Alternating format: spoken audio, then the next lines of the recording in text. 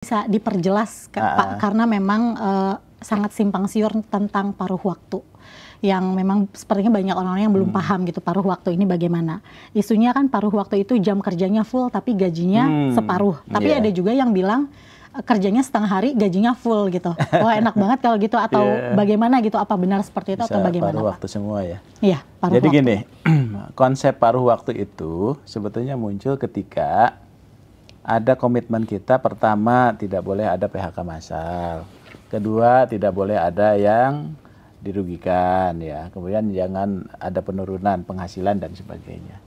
Tapi di sisi lain, formasi kita dan anggaran Pemda ini misalnya nggak ada uangnya, ya gitu ya. Nah itulah kita harus cari jalan tengah ya. Kita ini bisa saja mencari istilah yang lain. Tapi kalau kita cari istilah yang lain, ya itu akan beda konsepnya. Mereka merasa tidak menjadi ASN. Tapi kalau kita gunakan P3K, maka dia pun tidak akan dapat penghasilan sebagaimana P3K. Ada gaji pokok, ada tunjangan melekat, dan ada tunjangan kinerja. Tapi kalau untuk bayar tiga-tiganya nggak mungkin nih. Tapi kalau dibayar semua, kita nggak akan sanggup untuk mengangkat mereka. Akhirnya muncul apa ya, jalan tengahnya, oke lah P3K, tapi P3K paruh waktu itu tidak disebut di undang-undang. Di undang-undang itu P3K, maka tidak ada juga istilah P3K penuh waktu. Jadi P3K aja ini kita sebutkanlah istilah P3K paruh waktu, supaya pertama masih muncul nomenklatur P3K-nya. Oh, saya walaupun paruh waktu saya P3K nih. Yang kedua, oh saya tidak diberhentikan. Ya, tetap. Dan saya tidak ada penurunan penghasilan. Karena kenapa? Ketika saya jadi paruh waktu, maka saya akan dibayar dengan anggaran yang ada saat ini. Saya misalnya jadi guru, kemudian saya dibayar 1 juta, 1 juta itulah dia dibayar. Tapi dia sudah dilekatkan ketika dia mendaftar, kemudian ikut seleksi, gitu ya. Luluslah ternyata formasinya nggak ada, maka dia jadi paruh waktu. Nah jam kerjanya gimana kan gitu. Jam kerjanya itu nanti kita akan serahkan kepada pengaturan instansi masing-masing. Karena yang tahu bahwa mereka itu harus bekerja penuh atau tidak, itu tergantung dari apa? Kontrak kerjanya. Karena kan P3K itu basisnya kontrak. Ya, di kontrak itu disebutkan aja dia akan bekerja kapan gitu ya. Jadi artinya nanti instansi akan kita berikan ruang untuk mengatur jam kerja bagi mereka yang paruh waktu. Nah, oleh sebab itu, paruh waktu itu berarti dia ada kejelasan status, ya. Yang penting statusnya dulu. Bagi teman-teman ini kan yang penting statusnya, dan dia tidak diberhentikan sebagai pegawai non-ASN. Tetap bisa berlanjut. Jadi kalau ada misalnya ada orang yang tidak menerima, kami tidak mau menerima jadi paruh waktu, kami akan penuh waktu. Kalau menurut saya kita kurang bijak untuk seperti itu. Karena kenapa? Ini pemerintah ini sudah memikirkan, ya, Menpan RB atas nama pemerintah termasuk BKN memikirkan itu supaya nggak berhenti, tapi di tengah-tengah keterbatasan anggaran, ya dan sebagainya, ini bisa ada kebijakan kita seperti ini. Jadi kalau menurut saya nanti teman-teman yang paruh waktu juga kan suatu saat ketika anggarannya ada untuk bayar, dia beruntung. Apakah paruh waktu ke P3K itu perlu seleksi? Tidak perlu seleksi lagi. Ya, bahkan NIP-nya sudah melekat, nanti tinggal diusulkan formasinya, maka dia langsung diangkat menjadi P3K.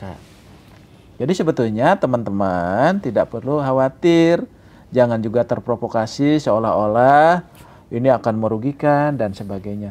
Justru ini menguntungkan. Ketimbang mereka itu diberhentikan. Ya, harusnya kan diberhentikan. Karena kenapa harus diberhentikan? Anggaran nggak ada, ya kan? Formasi nggak ada. Tapi saat ini, ya Bu Menteri dengan kebijakan beliau ini ingin mereka tetap kita selamatkan. Tapi caranya ini dulu ya. Jadi paruh waktu itu adalah jabatan untuk parkir untuk masa transisi, ya. Nah setelah itu seharusnya tidak ada lagi yang paruh waktu. Tapi kalau instansi itu punya ketersediaan anggaran untuk belanja pegawainya mencukupi, ya boleh langsung juga semua boleh. Kan kita juga tidak bisa memaksa kementerian, lembaga, dan Pemda yang nggak punya uang gitu harus bayar. Ya, karena nanti pelayanan publiknya terganggu.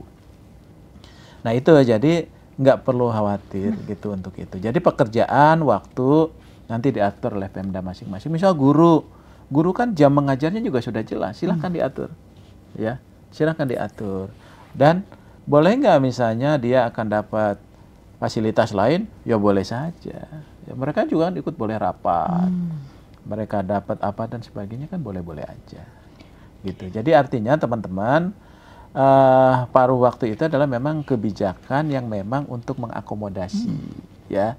Ketimbang kita tidak bisa mengakomodasi itu, ya tentunya ini dampaknya juga akan kemana-mana, ya. Tapi kalau dengan paruh waktu itu kita bisa paling kurang mengakomodasi teman-teman yang tidak ada formasi dan anggarannya, tapi mereka punya status hukum yang jelas, gitu ya. Nah, siapa saja nih Pak yang masuk ke P3K paruh waktu nih Pak? Jadi P3K paruh waktu itu, yang pertama mereka yang terdata dalam database BKN. Prioritas itu ya Pak ya? Itu prioritas. Ya. Kecuali kalau ada kelebihan. Yang kedua, bagi mereka yang telah mengikuti seleksi tahap 1. Ya, tahap 1 walaupun dinyatakan nggak lulus, dia jadi P3K karena nggak ada formasinya. Jadi istilahnya nggak ada lulus dan nggak lulus sebetulnya. Jadi artinya yang penting dia mengikuti seleksi. Yang ketiga adalah bagi mereka yang sudah mengikuti seleksi CPNS yang database. Tapi pertanyaannya, kalau saya bukan database, kemudian ikut seleksi CPNS, bisa nggak ikut ke tahap 2? Nggak bisa. Karena dia bukan dalam database BKN. Ini kan banyak pertanyaan. Saya ini nggak bisa loh daftar tahap 2. Ya, begitu dilihat ternyata dia bukan database. Dia ikut CPNS nggak lulus, maka dia terkunci nicknya di BKN. Tapi bagi saya database BKN, saya ikut SKD, ternyata gugur, atau SKB gugur, maka dia tidak perlu seleksi lagi, dia akan langsung diangkat menjadi P3K paruh waktu. Oke, mudah-mudahan bagi saya sih cukup jelas ya Pak ya, sangat jelas. Mudah-mudahan jelas. Nah, termasuk pendaftar nih yang terakhir. Jadi yang ikut, yang dulu tidak mendaftar, kemudian ikut tahap 2, kemudian ada 100, dia ternyata 150, yang 50-nya juga tetap paruh waktu. Tapi kalau misalnya ternyata uangnya ada, ya semuanya jadi P3K. Gitu. Jadi mohon ini ya pemahaman dan pengertian dari teman-teman semua. Kira-kira kondisi itulah yang menyebabkan tadi kebijakan pemerintah itu membuka salah satunya di paruh waktu. Itu hanya nomenklatur aja untuk bisa teman-teman gunakan dulu gitu. Tapi jenis jabatannya sama. Ada guru dan tenaga kependidikan, ada tenaga teknis, dan juga ada jabatan-jabatan pelaksana. Ya, gitu. Berarti sudah jelas ya Pak sebenarnya pemerintah. Sebetulnya ini kesempatannya bagus kalau menurut saya teman-teman. Cuman kan kadang-kadang mungkin ini komunikasi antara Pemda, misalnya BKD, informasinya itu secara tidak utuh ya. Nah sementara kita sudah melakukan rakor, sosialisasi ini yang luar biasa kepada seluruh PPK loh dan pengelola kepegawaian. Gitu. Seharusnya bisa tersampaikan dengan baik ya Pak. Harusnya begitu. Ya mudah-mudahan lah. Mudah-mudahan ini sampai 20 Januari 2025 ini teman-teman yang 1,6 itu bisa terangkut semua. Oke. Ini ada pertanyaannya gini Pak. Dia sudah bekerja nih selama 2 tahun tetapi dia tidak terdata dalam database. Itu tuh jadi dimaksud masa kerja minimal 2 tahun itu dihitungnya tuh dari kapan? Iya. Gitu? Jadi kalau sebetulnya yang prioritas itu selalu disampaikan Bu Menteri itu database BKN karena itulah yang menjadi komitmen. Tapi juga misalnya kalau ada yang memenuhi syarat ya boleh juga tapi tidak prioritas. Jadi artinya 2 tahunnya dihitung mana ya? Dihitung kalau kembali ke Permen 6 2024 itu ketika saat mendaftar kan gitu ya Pak, saat mendaftar.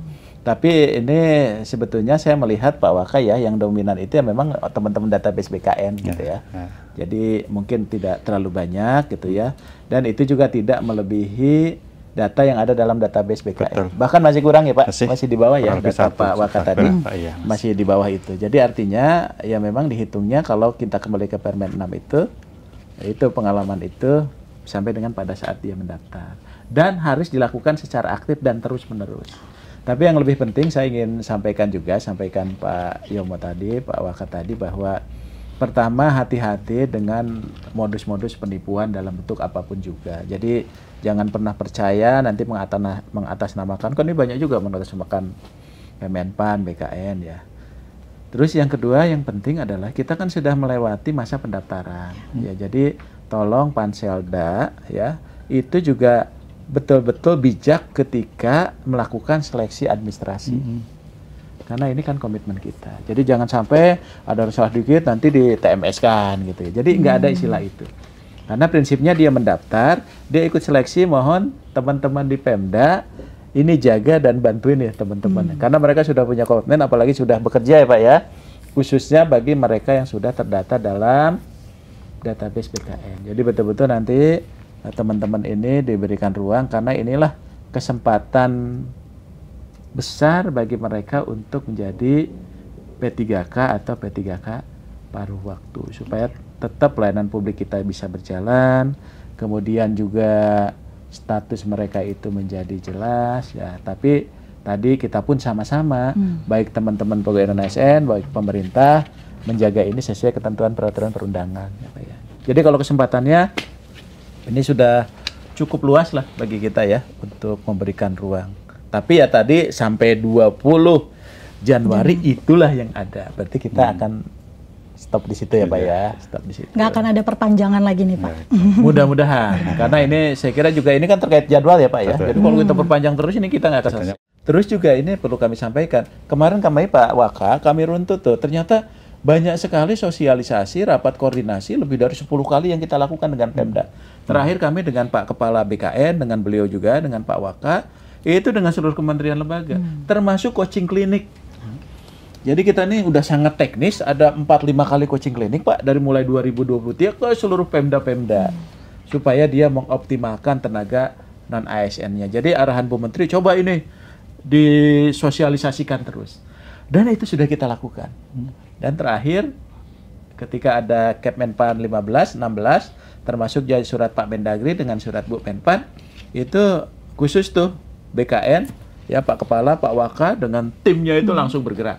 Termasuk juga Bu Menteri menyapa juga teman-teman dari Pemda itu supaya memotivasi, ayo lakukan apa namanya tata kelola ini dengan baik dan memberikan kesempatan yang seluas-luasnya. Gitu. Jadi Silakan. tentu saya berpesan pertama kepada instansi ya. Mohon kami pemerintah pusat dalam hal ini Kementerian Pan-RB, Kementerian Dalam Negeri, BKN didukung upaya atau niat baik kita untuk mengakomodir mereka yang memenuhi syarat untuk bisa diangkat menjadi P3K maupun PNS ya. Karena luar biasa seleksi tahun 2024 dan 2025 ini hampir tidak berhenti. Tapi ini karena memang diniatkan dengan baik supaya kesempatan yang sama bagi warga negara itu tetap kita junjung tinggi untuk bisa menjadi aparatur sipil negara. Maka laksanakanlah ketentuan-ketentuan sebagaimana diatur di dalam regulasi. Dan kami mohon juga para tenaga non-ASN ya, tentunya ikuti terus informasi-informasi yang resmi dari Kementerian Pan-RB, kemudian dari BKN. Pokoknya jangan mau diiming-imingi ya, yang itu justru malah merugikan mereka-mereka sendiri. Banyak korban yang karena dia ingin cepat bisa diangkat, segala cara dilakukan, mengeluarkan biaya dan sebagainya, itu menjadi tidak bagus. Kalau ada pertanyaan, ada informasi yang ingin diperoleh, silahkan, kita sudah membuka informasi melalui medsos di Kemenpan maupun di BKN. Ya, jadi jangan takut untuk nanya. Kami akan berikan informasi dengan sejelas-jelasnya. Itu Mbak Dewi. Iya, terima kasih Pak. Jadi memang kita juga nggak boleh abai ya Pak ya. Apalagi di maksudnya saat-saat seperti ini memang kita harus terus mengikuti informasi-informasi yang harus resmi ya Pak ya, harus resmi, jangan mudah percaya juga tadi ya Pak ya.